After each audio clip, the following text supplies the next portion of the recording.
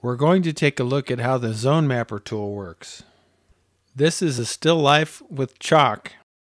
The chalk represents the different zones we're going to analyze or examine in the picture.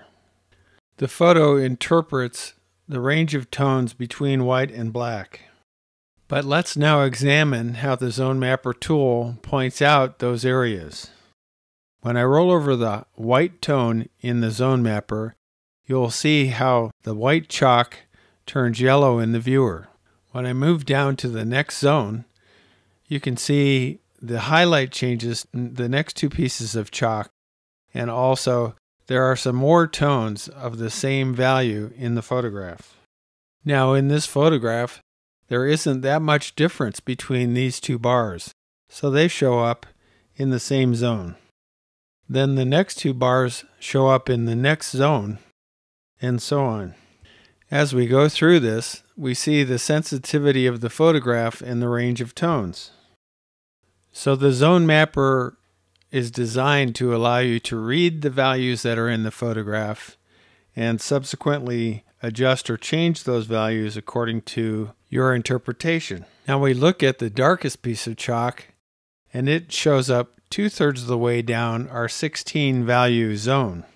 And if we move further down, we'll see that some parts of the photograph are even darker than the blackest chalk.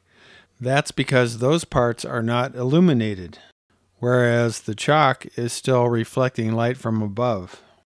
If we move down further, we'll see that this shadow here is actually darker than the chalk. Using the Zone Mapper, we find that the darkest area of the photograph is really this corner over here. One of the things that the Zone Mapper easily does is to increase the range of contrast in any photograph. We do that by finding the range of tones that is the darkest in the photograph and then dragging that zone down to a darker zone.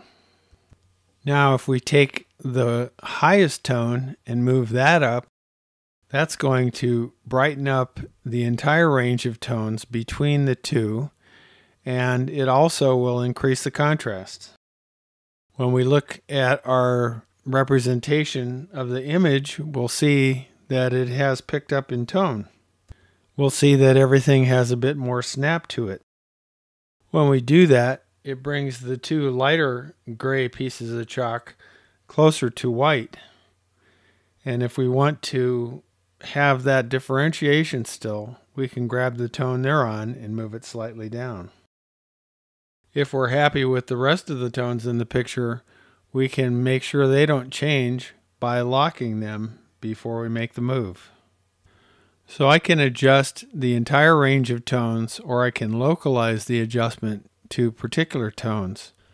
And that's the basic way that you use the Zone Mapper. If you'd like to see how the Zone Mapper works, you can download this from the exercise files, Chalk Photo and Chalk Photo LCN. Open up Chalk Photo LCN and see this same Zone Mapper and all these settings. Check it out. This image and most of our other sample images are located in the LZ Exercise Files folder. You can download individual lessons or the entire group of sample images.